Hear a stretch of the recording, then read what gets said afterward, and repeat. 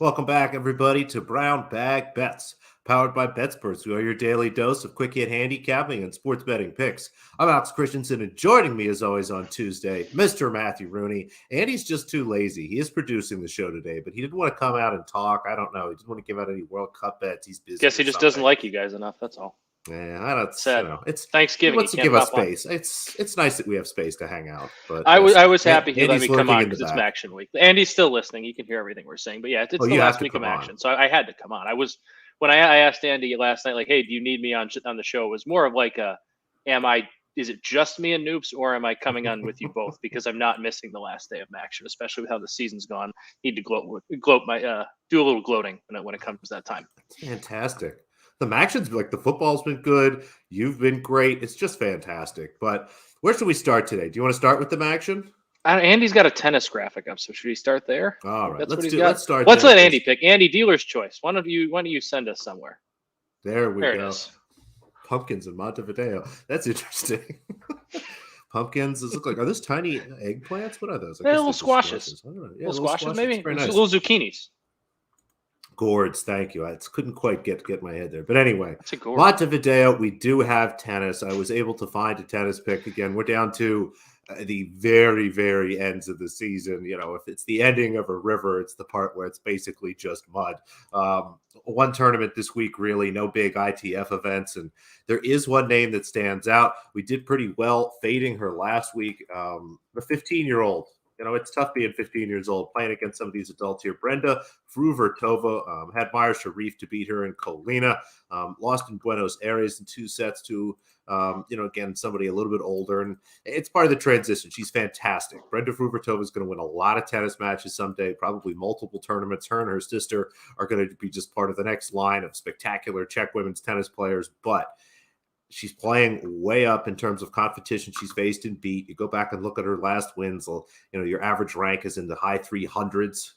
Some wins against players in the 200s, but it's still struggling when she gets up against better players. And Maria Lord Carl, you should see her as probably just Carl basically, but Maria Carl plus 200 in a match where I have this closer to plus 150. Again, Carl did not have a great beginning to the season. I think the market a little slow to pick up to some of her recent wins and her performance. Honestly, even just last week in the tournament in Buenos Aires. She is, again, much better on clay, which is where we are here to end the season. And I'm happy to take a big dog here. Didn't take the spread. If Fruhvirtova wins, they're generally pretty quick victories. So happy to skip on the juicy 4, or even the cheap 3.5, plus 200 again. Have this closer to plus 150. Really like the way Carl is playing tennis. Beat 3 solid players, took a set off Panna Udvardy, who made it all the way to the final of that tournament. So really like Carl here. That'll start probably about 30, 45 minutes after the show here. I think it's the last match of the day. And Montevideo, do you know where Montevideo is, Matt? I was thinking about that when I saw the graphic, and off the top of my head, no. But Qatar? It's not Qatar. We're in South America. You said World Cup country. Well, you said World Cup country. That's all I was. Oh, it's World Cup country. Sorry. Oh, Uruguay. Okay. Uruguay. You know what? It's one of those. Jason, I will have. We're going to get some NHL. I'll have a first goal scoring prop for you. It's one of those that I didn't know it off the top of my head, but once you told me, I was going to be like, damn, I remember that from 6th grade geography class or whatever it was. Yeah, your geography teacher is very much rolling his or her eyes right now. I don't remember who it was.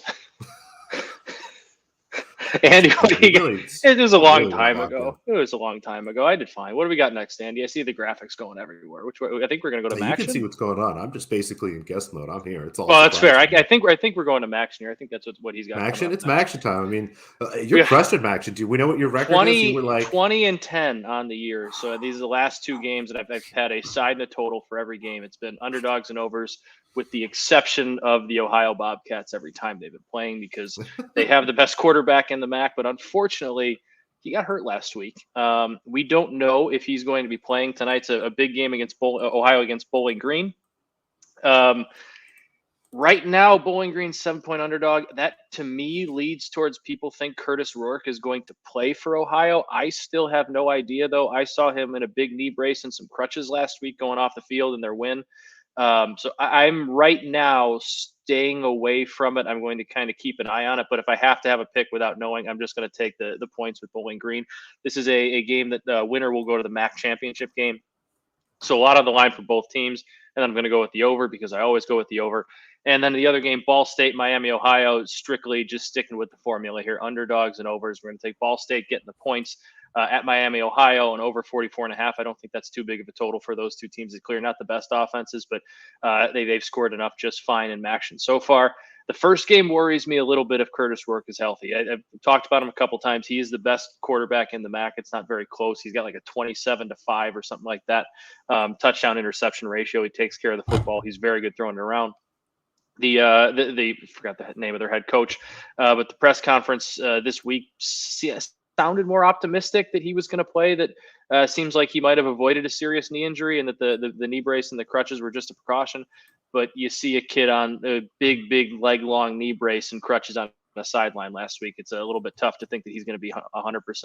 So I'm going to be safe. Just take the underdogs and overs. And at worst, noobs, at worst, if I go 0-4 tonight, that's a 20-14 MACtion season with this formula. It's working. Still pretty stellar.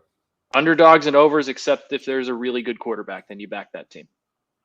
And Jason, to answer your question, I don't know, but what I do know is the Inca Empire was on the west coast of South America, mostly Chile and Peru. Uruguay, east coast. So not sure there were any Inca in Montevideo, but sounds like an interesting story. Andy, Bo Pelini is not the head coach at Ohio. That's just not. Andy commented in the comments, if you can see. He said, "I think that's what he meant to say," because I said I'm not sure who the Ohio head coach is. I saw the name, I forgot it. And Pelini, it's Pelini. I think we're going to go to basketball next. I think that's where I'm seeing the graphics. What do we got here tonight? The Kings. I think that's the Kings. That is indeed the Sacramento Kings. And unfortunately, this number is actually now, I believe, +2. Just moments after I bet it. John Morant goes from doubtful to probable. Seeing the Memphis Grizzlies, looks like they're settling right now, right around +1, +1.5. So kudos to you guys. I'd still bet it anyway. I really like this spot for Sacramento.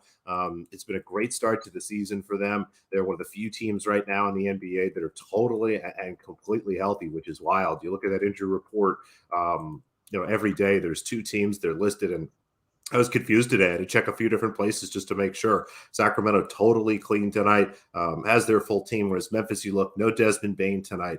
John Morant, again, questionable now. Looks like he's going to play. Jaren Jackson Jr. still a little beat up, trying to get himself back into health. A lot of the second unit here missing for a Memphis Grizzlies team that, again, it's weird to say this, but Kings is road dogs. We did it once. They beat Charlotte, covered, I think it was 3.5, 4 points there. They're not going to Memphis. It's a tough spot generally. But again, this Grizzlies roster is just missing everybody. So happy to jump in here. I took the Kings -2. Go ahead and wait. Looks like the Kings are probably settled around +1, +1.5. Just take the money line at that point. Again, like the Kings to win tonight. Have them as, 3.5 point favorites, even with Morant in here. Sacramento, baby. Let's do it. Is there a big slate or just a couple games tonight? Tuesdays and Thursdays, tiny slate. We've got 4 games and just really hard games to pick apart. My Philadelphia 76ers are missing Tyrese Maxey, Joel Embiid, and James Harden. So if you tell me you have any idea what's going to happen in that game, you're lying. You're just lying. Is that just a maintenance night for those guys, night off? Nah, Maxey's got a foot injury, and Embiid's now got a foot injury, and James Harden's hamstrings continue to be more stringy than hammy. I feel like for Harden, that the hamstring injury thing is just we're giving you the night off. We're going to call it a hamstring because that's what happens with him a lot. Maybe that's just me being optimistic. No, it's going to be a longer injury. We know he's going to be out for a little while. The Nuggets still all have COVID, so no Jokic, no Jamal Murray tonight. The Detroit Pistons are without their 2 best players, Kate Cunningham and Sadiq Bey. And then the Lakers are playing the Suns. Been eyeing some Sun spots, but again, really hard to figure out, not knowing who's going to play. So we'll just stick with the Sacramento Kings for now. And like Andy said, thumbs up. Give us a thumbs up on the YouTube. Give us a thumbs up anywhere that you are able to give us a thumbs up. Like the NBA, NHL has quite the small slate tonight, just 2 games. I'm not totally sure why there's only 2 games, especially if the NBA is small slate. Like we said, NHL marketing itself. We're going to go with the Canadians and Sabres over 6.5. Buffalo, they were a really fun team to start out the year. Scored a lot of goals, let up a lot of goals too, but generally were outscoring opponents. when the goals stop coming for you, though, and you still can't keep pucks out of your net, that's a bad recipe for winning hockey games. Buffalo's allowing just under 5 goals a game in their last 5. They have not been able to keep the puck out of net. They're still scoring okay. They're just not averaging the over 4 goals a game, the pace that they were on earlier to start the year. So we're going to take over 6.5. Montreal's also been scoring pretty decently lately too. They're averaging over 3 goals a game as a team. They got some nice young players. Their offense has been better than expected this year. So 2 teams that Buffalo lets up a lot of goals. 2 teams that can score. Montreal hasn't been the best defensively, not awful, but it's not like they're one of the better teams in the NHL defensively either. So we're going to go with the over in that game, and I'm going to give out a couple first goal score props in that one. Cole Caulfield is a little bit of a chalk play. He's got 11 goals, tied for the Canadians team lead in goals.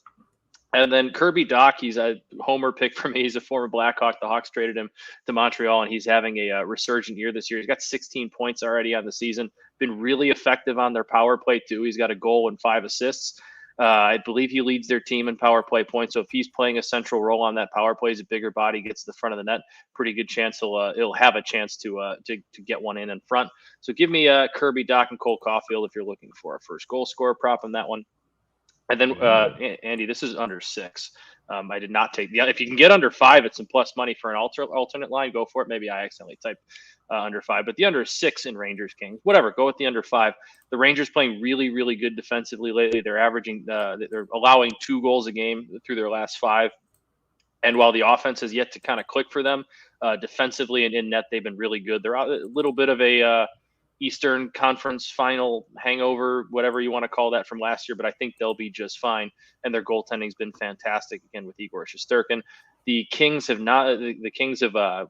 just scoring like 3 goals, 3 goals or less in their last 3 games. Excuse me. So they're not scoring a ton, and they're coming back from a 4-game road trip. And you talk about in the NBA a lot, Noops, but in the NHL too. When you come back from those long road trips, a lot of times that first game back, you tend to sleepwalk a little bit. You're taking care of a lot of things when you get back from the road, and you're not always totally focused on the game. So give me the under in that one. I think the Rangers probably win it too, but give me the under 6 at -115. And hey, if you find a nice number at an under 5, why not go ahead and sprinkle that one too? I think there's not a lot of goals scored in that one tonight. Let's do it. I like a nice serendipitous adjusted line bet that we had no plan at all whatsoever to do. I like it. I mean, so what else we got? I know there's no Andy didn't give us any of his World Cup bets. Let me go on his Twitter and find what he actually likes to do. Andy, just hit us up in the comments. But yeah, I think Andy's in the comments with his World Cup bets right now. Unless he's busy. He's doing all unless that's stuff. Dan doing the producer media from Minnesota, right? Ooh, Andy has the draw here in this Poland-Mexico game. Kind of saucy. What's the score there? 0-0 so far.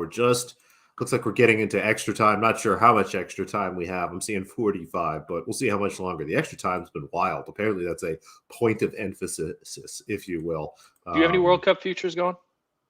No, God. I take all the first half unders in the first round of games. So 16 first half unders, and I do 8 round robins so far. And if this ends 0-0, it will be 3-2-2 to start with.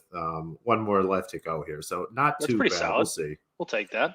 It's all good. So, and I'll do that again. Next 8 games, take the 4 games tomorrow, the 4 games on, I assume there's 4 games on Thursday. There's 4 games tomorrow. Round robin under 1 in all the first halves. You'll have a lot of fun. Worst case, you'll see goals. I like goals. That's a good, emotional hedge. I'm either betting on the game being boring or it's exciting and I see a lot of goals. So that's fine with me. I like that thinking. I can dig it. Again, I'll take the first half under today. Again, just play it up. And I also have been playing no goals in the first half. I like this quite a bit. France and Australia. Now, this one is going to be tough. The total's closer to 3 here. Let's see. What am I going to get on 0 goals for this afternoon's affair? What's the game? France and Australia is the afternoon game?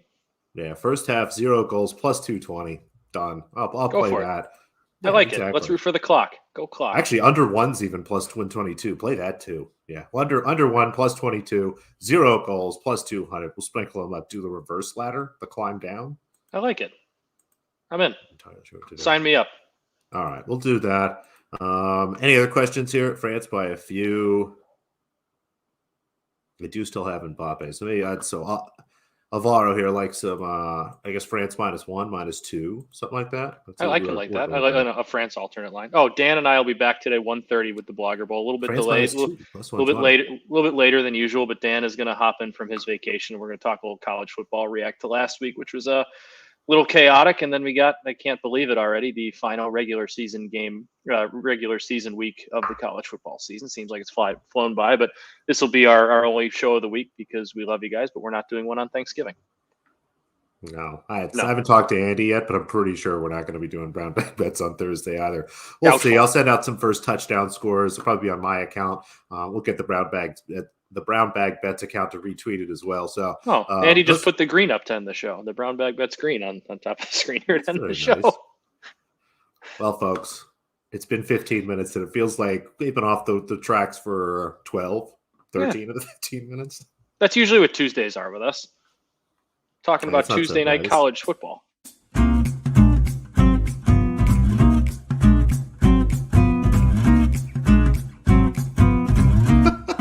Love the hook.